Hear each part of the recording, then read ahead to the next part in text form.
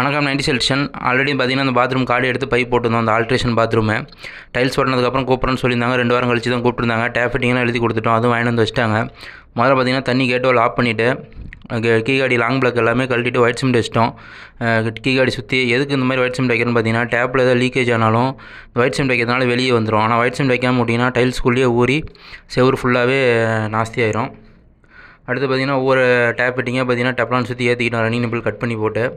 அடுத்து பார்த்திங்கன்னா வால் மிக்சர் மட்டும் நூல் சுற்றி ஏற்றிக்கிட்டோம். ஏன் நூல் சுற்றி ஏற்றணும்னு பார்த்திங்கன்னா டெப்லான் போடும்போது அது வந்து ரொம்ப ஃப்ரீயாக கையிலேயே டைட் வைக்கலாம். ஆனால் வந்து அந்த ஸ்பேனர் போட்டு ஃபுல்லாக வால் மிக்சர் டைட் வைக்கும்போது அதுவும் சுத்தம்.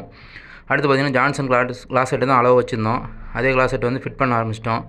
அதாவது சுற்றி வச்சு மார்க் பண்ணிவிட்டு பைப்புக்கு ஏற்ற மாதிரி அளவு கட் பண்ணிக்கிட்டோம்.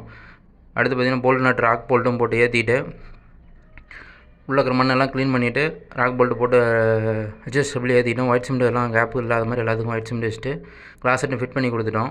இந்த ஒர்க்கு காலையில் போய் சாயந்தரம் ஈவினிங் வரைக்கும் ஆச்சு 2 பேர். அப்புறம் பார்த்திங்கன்னா தண்ணி திறந்து லீக்கேஜ் இல்லாமல் எல்லாம் செக் பண்ணிட்டோம். ஆனால் பார்த்திங்கன்னா இது டஸ்ட்டு அடைக்காமல் இருக்கிறதுக்கு ஆல்ரெடி நீங்கள் கீ காடி கழட்டும் போதே ஒயிட் சிமெண்ட் வச்சுட்டு தண்ணி திறந்துவிட்டு செக் பண்ணிடுங்க. ஏன்னா அதுக்கப்புறம் நீங்கள் ஃபுல்லாக ஒர்க் முடிச்சுட்டு தண்ணி திறந்து விட்டிங்கன்னா எல்லாம் வந்து ஃபில்டரில் அடைச்சிக்கும்.